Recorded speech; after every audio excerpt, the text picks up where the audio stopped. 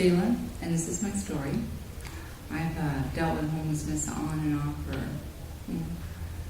several times. Most of the time it was pretty easy to get back on my feet because I had a job and a vehicle. And it was pretty much just about renting rooms and having to find like people that you could live with and so forth. So most of my homelessness had to do temporarily with just needing to move away from certain groups of people, certain households. My true problem that came with homelessness and that I'm having a very hard time recovering from is when out of nowhere all these voices just started up. And I wasn't sure where they came from. But it took about 5 years before I had the ability just to start telling somebody that out of nowhere, I just wake up and there's this like surround sound system going on, and I'm walking around and just very lonely and not knowing why I'm walking around hearing voices out of nowhere. And over the course of 5 years, these just horror stories about how I'm gonna get ditched for my ID money. And it sounds like I'm sitting there listening over the years of an older gentleman who sits there and records all his ditching stories. And I feel like I'm not safe anywhere anymore. And I can't concentrate enough to pull away from the voices because I swear somebody just knocked me out when I had one of my surgeries and put a bunch of stuff inside me. And it's really difficult to go to a psychiatrist who wants to say, it's an audio hallucination. It's like, no, it's not. I can hear this man over the years when he's younger, as he ages, and how angry he becomes. And I can spend hours of time out of my day listening to him insult me and use my name. And it's like, no, that's not an audio hallucination. So then I find myself homeless and away from my boyfriend. So I'm pretty scared all the time. And I feel very lonely. And next thing I know, I have to, after 5 years, find the courage to go up to some people and ask them, you think I've been calling you? Threatening to ditch you? Just stupid things that I have to come out with and just humiliated to ever see this person again because I feel like I'm disqualified from being a regular gal like I used to be. I know about 10 years ago, I weighed about 365 pounds, and I went through bariatric surgery, which really apparently might have packed me up pretty good because within 2 years I was 90 pounds and going in and out of all these different surgeries. And somewhere in that midst of time, all these voices just started up out of nowhere. So, take Risperdal, Sheila, so the voices will go away. It's like, I don't know what Risperdal is, but Risperdal can take these kind of voices away. So I don't know where I'm supposed to go, what I'm supposed to do. Went to a couple of people, and they said, well, what would you like me to do? Like, put me somewhere safe. Then you take me to a psychiatrist. It's like, I'm going to try another one. Being on Medi-Cal is not helpful because they don't, even the police, I went to the police and they're like, well, we need to know who it is so we can help.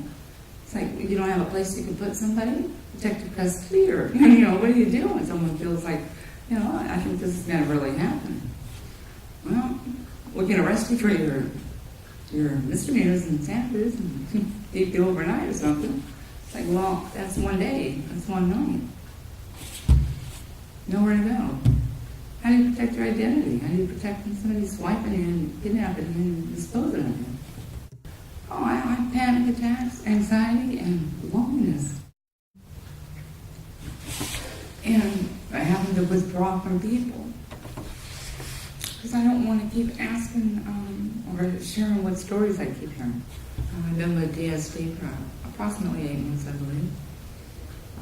Aware of them for over 2 years. Did a Bobby Graham, who took me in and out of the shelter that I was first staying out in Sentimental, the Armory.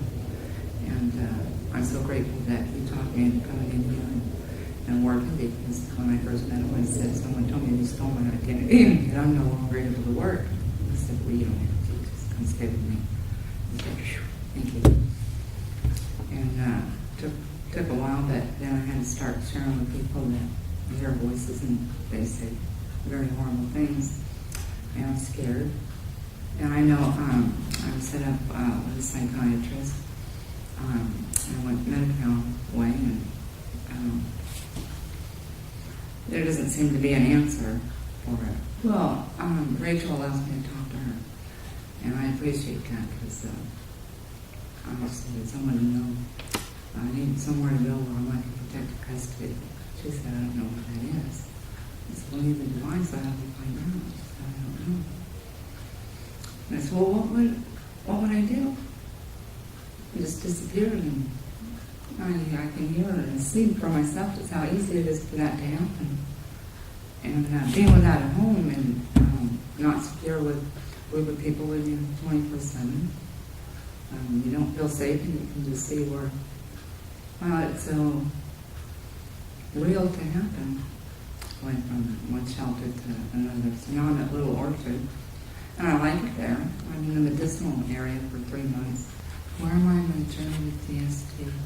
I'm so grateful for them. I'm grateful for Greg, for Rachel, Olivia, and Amy, and Bobby, and Walter. I miss Teresa. I wish she would get so well and come back. I'm grateful for Jody. They all allow me to come to them periodically. There's myself, ask ridiculous questions, but for me, it offers my support. I'm looking for DST to help me with a job at home. I already received help in filling out my SSI and disability in case chronic pain is a problem, and Amy has helped me fill out a housing form. And I hear that we have to run around and keep filling them out while they're available. So I hope that happens for me.